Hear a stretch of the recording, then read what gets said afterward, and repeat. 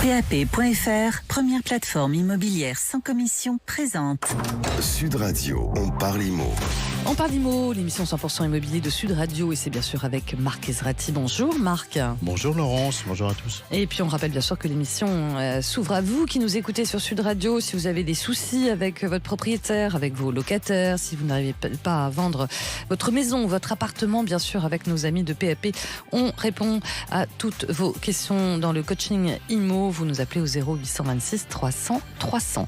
Mais tout de suite on démarre avec le journal de l'IMO. Big Mat, les bâtisseurs ont leur maison, présente Sud Radio, on parle IMO, le journal. Et puis on en parle beaucoup sur Sud Radio. On commence avec les risques de coupure cet hiver. De plus en plus de particuliers veulent se lancer dans l'autoproduction d'électricité. C'est ce qui ressort, Marc, d'une étude réalisée par EDF. Et oui, c'est l'un des enseignements de l'étude réalisée par EDF ENR pour 72% des Français. La production et la consommation de sa propre énergie solaire serait le meilleur moyen de maîtriser son budget.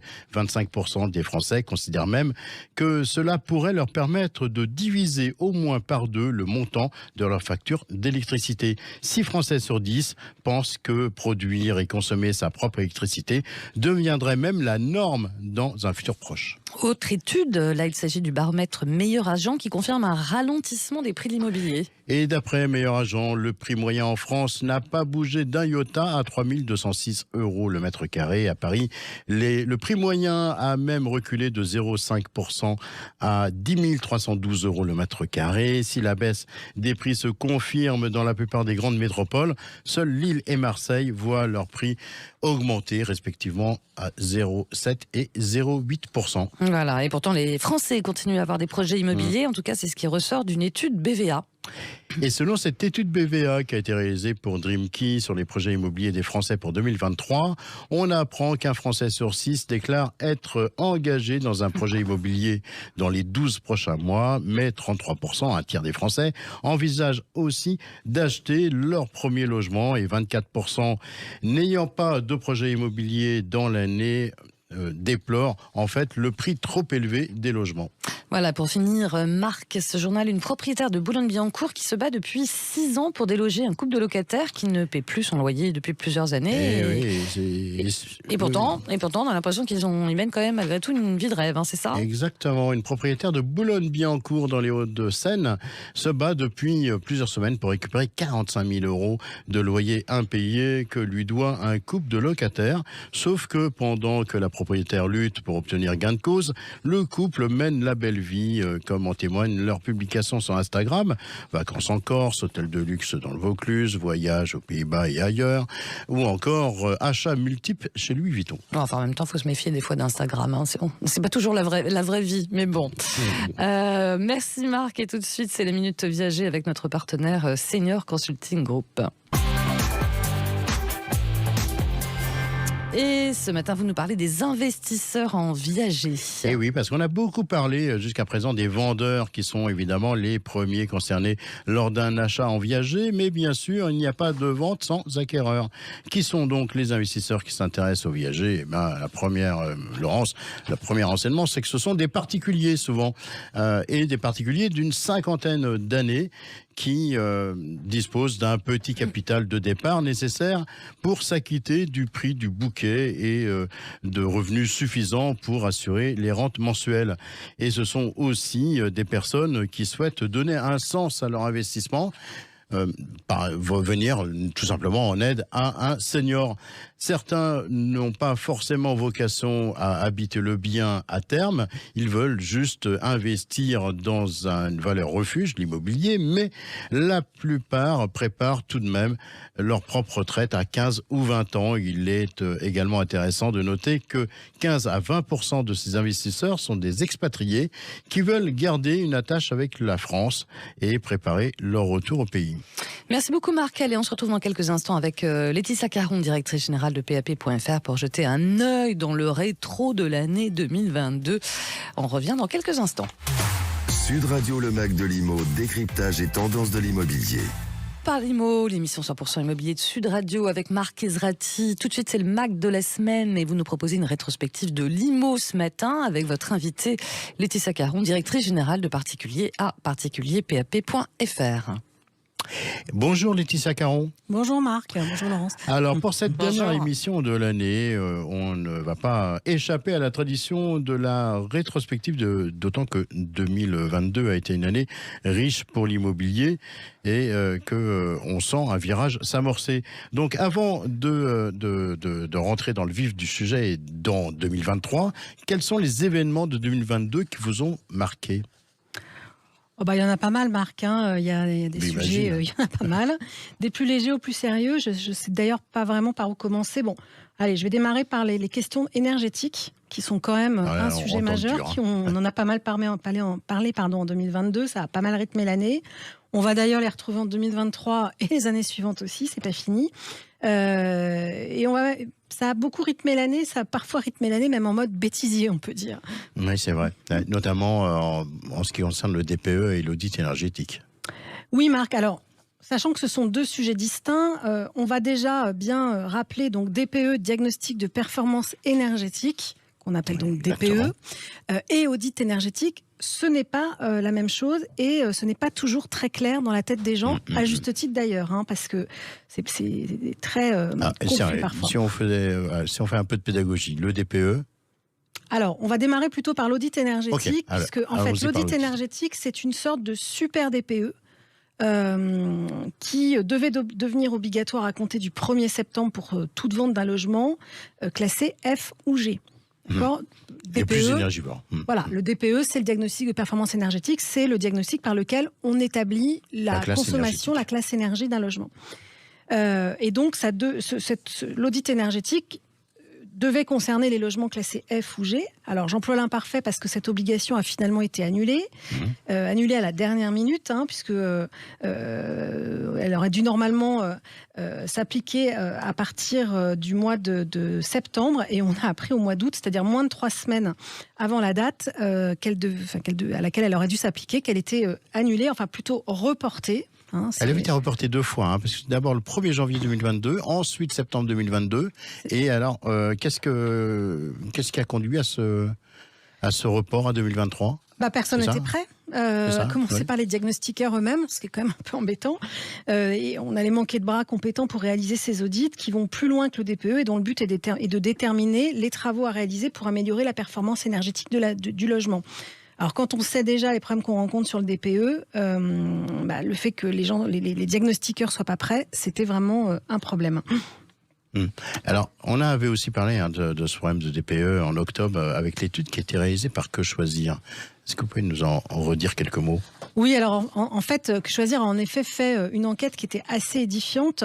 En gros, ce qu'ils ont fait, c'est qu'ils ont commandé plusieurs DPE pour des biens partout en France à plusieurs diagnostiqueurs. Et en fait, pour chaque bien diagnostiqué, ils se sont retrouvés avec des étiquettes énergétiques différentes. Donc l'étiquette énergétique, vous vous souvenez, c'est la classe A. AG. C'est ce qui classe le logement. Et une même maison, finalement, pouvait se retrouver classée E par un diagnostiqueur et D par un autre. Je rappelle que c'est problématique parce qu'un changement de lettre, c'est pas rien, puisque progressivement, certains biens, en fonction de leur étiquette, ne pourront plus être loués. Ce qui a conduit donc Que Choisir à conclure que lorsqu'on vendait, on avait intérêt à mandater plusieurs diagnostiqueurs et à ne retenir que le diagnostic de performance énergétique qui est le plus favorable. Qui est le meilleur pour le vendeur. Même si, ça a un coût, le diagnostic de performance énergétique, mais finalement, la dépense que représentent plusieurs diagnostics est largement rattrapée par la dévalorisation qu'entraînerait une mauvaise notation. Et je comprends mieux pourquoi vous parliez de bêtisier tout à l'heure. À part ces questions énergétiques qui n'ont pas fini encore de nous occuper, on en parlera encore beaucoup en 2023, est-ce qu'il y a d'autres événements qui vous ont marqué en 2022 ? Là, sur le dernier trimestre, on a beaucoup parlé de la problématique du taux d'usure et on en a beaucoup parlé parce que c'est une situation inédite qui a fait que de nombreux acheteurs pourtant solvables, parfois même avec des très bons dossiers, n'arrivent finalement pas à décrocher un crédit parce que quand on prend tous les frais inhérents au crédit, donc la garantie, les frais de dossier, l'assurance, donc tous ces frais qui viennent s'ajouter au taux d'emprunt, on dépasse ce fameux taux d'usure qui est la limite haute à partir de laquelle les banques n'ont plus le droit, puisque c'est une impossibilité légale, c'est le législateur qui impose ça, d'accorder un crédit. Et on a même fait une étude récemment sur PAP. On a observé que près d'une vente sur 10 pouvait capoter à cause de ça. Donc c'est un vrai phénomène en fin d'année problématique. Et d'ailleurs, cette situation, elle avait même provoqué une manifestation totalement inédite des courtiers devant la Banque de France. En effet, c'est aussi un des événements insolites de l'année, parce que voir des courtiers manifester... Pas bêtisier. Ouais, on pourrait faire un classement, mais c'est vrai que voir des courtiers manifester devant la Banque de France, c'est quand même assez surprenant. Totalement atypique, ouais. Bon, même si on va pas dire c'était pas la manif de l'année à Paris, il n'y avait pas foule, mais quand même. Et c'est en fait assez révélateur du tournant que ça représente, puisque les courtiers sont depuis plusieurs années des maillons essentiels dans la distribution des crédits immobiliers, et que la situation actuelle tend à les écarter du marché. Ça aussi, c'est un gros point d'interrogation pour la suite. Est-ce qu'il y a eu d'autres sujets en 2022 singuliers comme ça de l'activité immobilière ? Alors oui, il y a un sujet qui concerne concrètement des millions de Français, c'est le plafonnement des réindexations de loyer à 3,5% qui est rentré en application à la mi-octobre. Ce plafonnement, en fait, c'est quoi ? C'est que pour limiter les impacts de l'inflation sur le budget des ménages qui sont locataires, ça concerne les locataires, le gouvernement a fait adopter cet été une loi qui limite donc le taux de réactualisation des loyers que peuvent pratiquer les propriétaires bailleurs. Sans cette loi, les loyers auraient pu flamber de 5 ou 6%, parce que l'inflation est quand même extrêmement élevée en ce moment. Et ça aurait même pu concerner, alors évidemment le parc privé, mais aussi le parc social, puisque les HLM sont également concernés par cette réindexation. Laetitia, j'imagine que vous avez d'autres sujets encore à évoquer. Oui, mais je crois qu'on est un peu rattrapé par le temps, Marc. Donc, dans les sujets sérieux, je vais aller vite. Il y a la hausse de la taxe foncière qui prend de plus en plus d'ampleur année après année. Et qui malheureusement va se poursuivre, je pense, en 2023. Et puis, pour les sujets plus légers, plusieurs faits divers étonnants où il était question d'immobilier, dont certains d'ailleurs ont été relayés dans votre journal de l'IMO. On en a parlé notamment ces derniers temps. On en a parlé, effectivement. On pense notamment à cette histoire de ce couple de retraités du Tarn qui multiplie, c'est encore le cas aujourd'hui, les achats de maisons via des compromis de vente qui signent à Tire-Larigot et qui a donné lieu à des situations extrêmement compliquées pour un certain nombre de vendeurs. On en avait reçu d'ailleurs un ici à cette antenne dans votre coaching immobilier. Oui. Merci beaucoup Laetitia Caron. Et puis, écoutez, je souhaite un très bon réveillon de Nouvel An. Qu'est-ce que vous avez prévu ce soir ? J'ai prévu un petit réveillon tout à fait sobre et sage autour d'un spectacle. Pas de fête à domicile qui vont nous donner l'occasion de faire une émission sur une nuisance sonore ? Non, de toute façon, les voisins ne vous appelleront pas. C'est ça. De toute façon, on vous retrouve tout à l'heure pour le coaching IMO. En effet. Voilà. Marc, je voulais déjà que je m'en aille. C'est incroyable ça. C'est normal, c'est la fin de l'année. Allez, tout de suite, le témoin de la semaine avec ce matin une rencontre avec un homme qui a choisi de s'épanouir dans l'immobilier après une première vie de photographe. Le meilleur mandat.fr pour choisir votre agence immobilière en toute tranquillité présente. Sud Radio, on parle IMO, le témoin de la semaine. Et on est avec Thibaut Bissuel aujourd'hui. Bonjour Thibaut. Bonjour Marc, bonjour à tous. Alors Thibaut, vous avez 31 ans et vous avez déjà un parcours bien rempli. Vous êtes photographe professionnel, vous avez été formé à Roubaix, puis à l'ENS Louis Lumière à Paris. Votre mémoire de master était consacrée à la photographie de mariage qui vous a conduit jusqu'au Québec. Qu'est-ce que vous y avez découvert à Québec ? J'ai rencontré des gens, tout d'abord, d'une extrême gentillesse, d'une très grande hospitalité.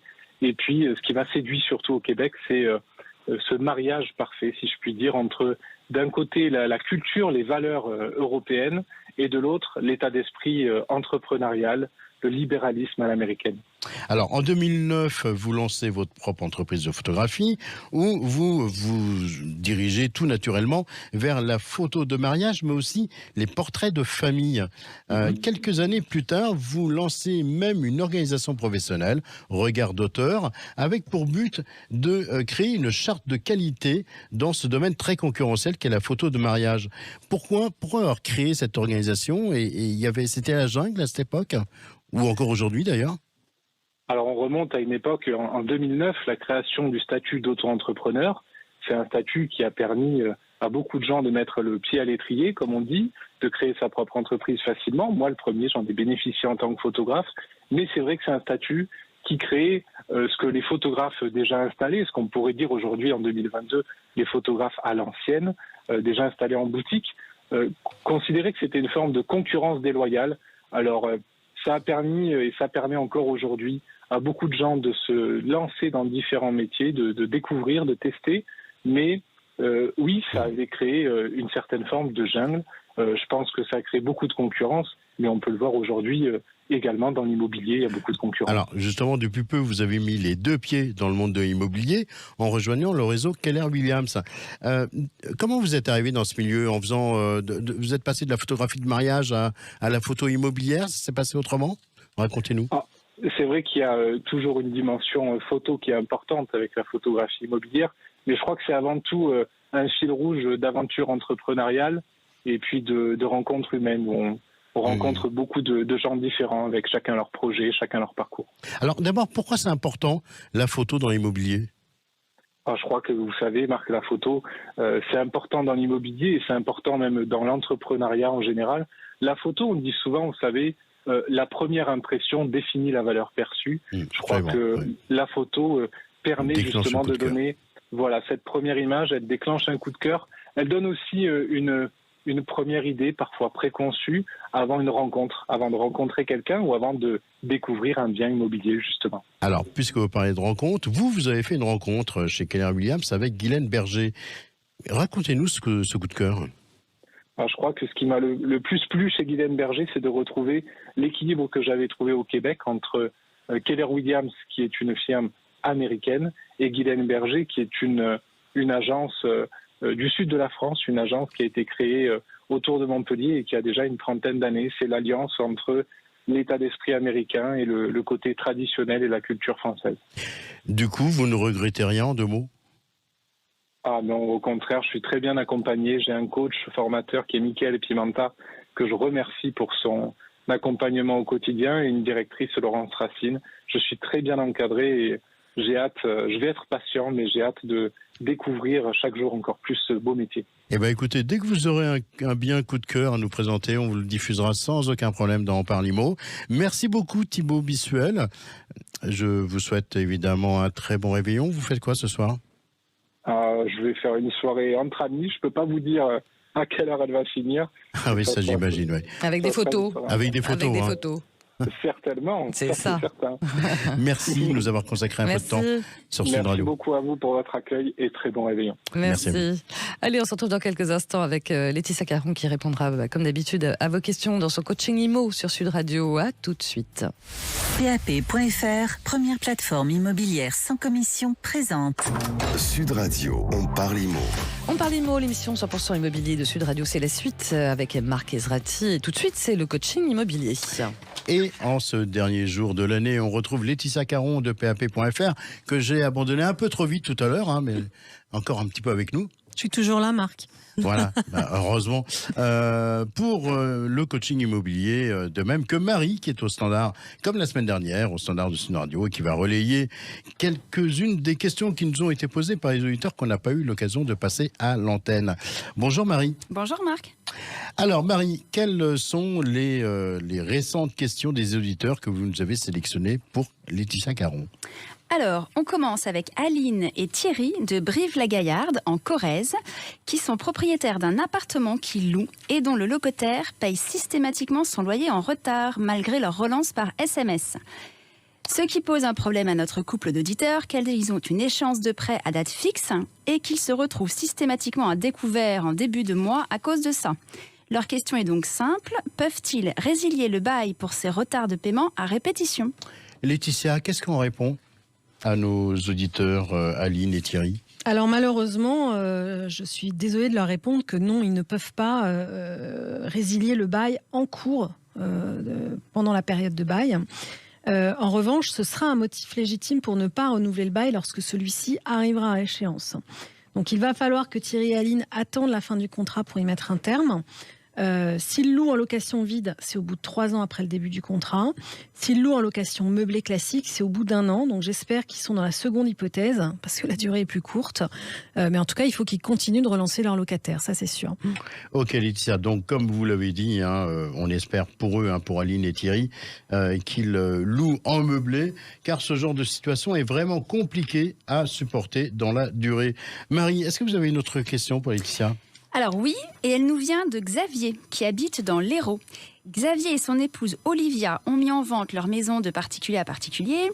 Ils ont reçu une offre d'achat qu'ils ont acceptée, donc jusque-là, tout va bien. Sauf qu'ils sont pris d'un gros doute et se demandent s'ils ne préfèrent pas rester vivre dans leur maison et donc ne plus la vendre. D'où leur question. Peuvent-ils se rétracter alors que le compromis de vente n'a pas encore été signé chez le notaire ? Alors, Laetitia, qu'est-ce qu'on répond à notre ami auditeur Xavier ? Alors, bon, si j'ai bien compris, ils ont accepté une offre d'achat et j'imagine qu'ils l'ont accepté par écrit.